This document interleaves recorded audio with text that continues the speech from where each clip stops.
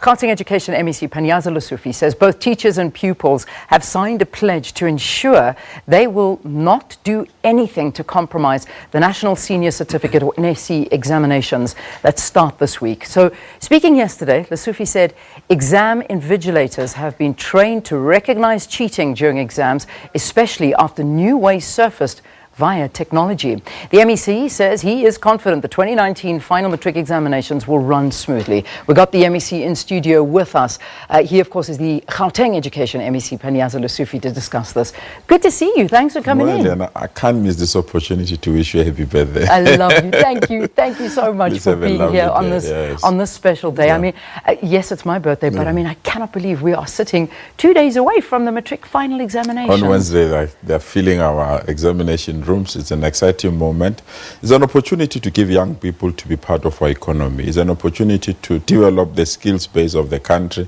But most importantly, it's an opportunity for parents to say, I've managed to ensure that my child writes that exam. So it's an exciting moment for us. Yeah, it is. Exciting, daunting at the same time, because everything comes with challenges. And so let's start off there and talk about, I know one of the things that have been flagged, of course, is the issue of cheating within these exams and these new fabulous ways that people are getting around it with technology. What are we looking at? Technology makes things difficult for us, I must be honest. But at all times, must ensure that the examination is fair and credible, because if you lose that element, then you won't have an examination. So we are fighting with lots and lots of new things, new devices. You know, nowadays you have a watch. It's no longer a watch like me and you used to use it just to check at the clock, but people can record, can take pictures, they can Google, they can do all these things. So every now and then we have to ensure that watches are now not allowed, or we limit the watch. And the watch is a very important thing in an exam, because we want to check whether you are still copying. So there are certain types of watches that we don't utilize. And there is a new level of bangles. You think that is an ordinary bangle. People utilize that also to record or communicate with the outside world. And there are other security devices, like I'm wearing now. Someone can communicate with me being outside when I put it in my ear. And there are also devices that are used for phones with cordless earphones. People close them with their hair. And so there are lots and lots of things.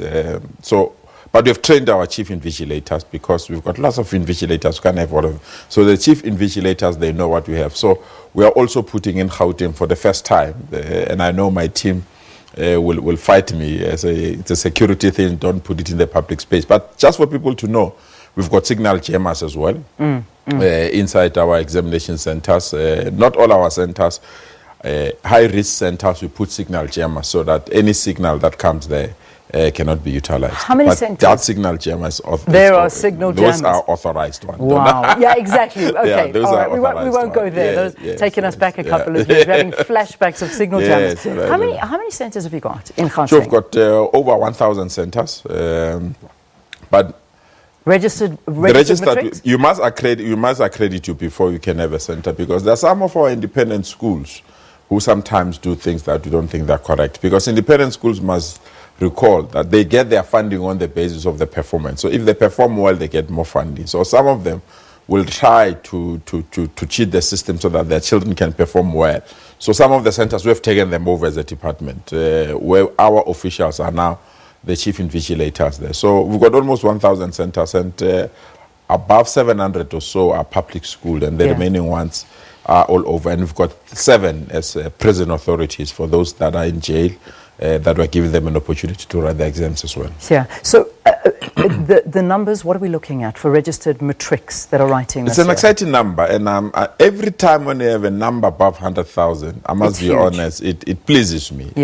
Because it means we are giving more than 100,000 young people good opportunities. Because if you can't get the education right, you'll never get the country right. So if you have almost 111,000 young people says we want to go and write Matric on a full-time basis, I must be honest, it pleases my heart. Yeah. I mean, so the numbers I've got, 111,775. Yeah, almost 112,000. Amazing. And those are registered, and then you've also got others, 41,559 that are part-time students. Yeah, they're just finishing 1 or 2 subjects. It's huge. I mean, this is a big number. This is a jump up from 107,000 last year. Yeah, let me tell you.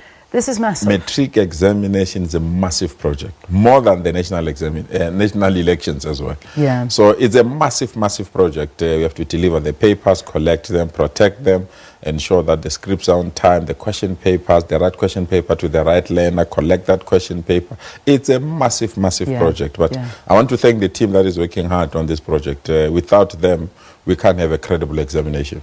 Now, the big thing, and I think a big warning that needs to go out to anybody that is even thinking of cheating, because you've spoken to us about the new trends of cheating, and there's still old ways that people cheat anyway. It's true of writing on the cap. Exactly, we know about it. But you spoke of a criminal record if you're caught cheating. Yeah, it is. And it's very unfortunate that at that age, you end up having a criminal record, and you are banned also for 3 years. So you can't even write an examination for 3 years. So it's not an option, and that is why we had to invite young people to pledge that they're not going to do wrong things. And I'm excited that there is a commitment to so.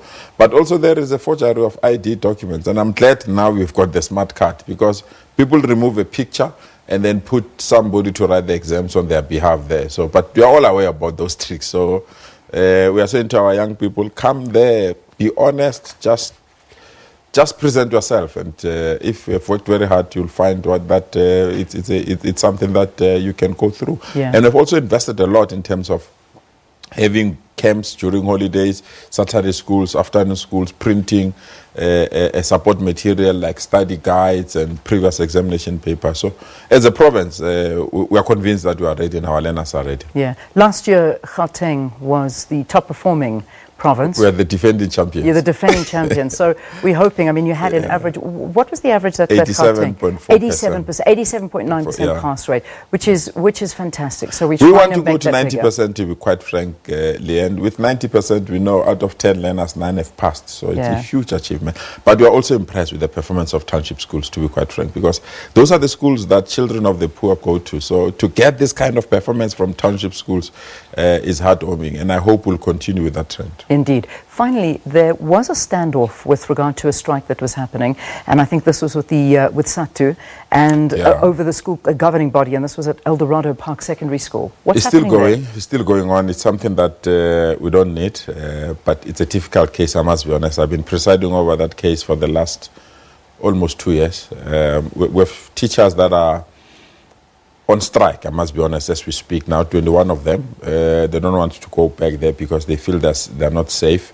And we've got an SGB that feels that they don't want to negotiate. The teachers must go and bring new teachers. And I'm negotiating. I'm leading the team that is negotiating with affected parties. I remain hopeful that we'll solve it. But when adults are squabbling, let's not compromise the future of our children. So today we are taking all our matriculants in that school to a camp, because for the last 3 months they've not been taught properly. So it has been a very difficult period. So we are taking them to camp for a week.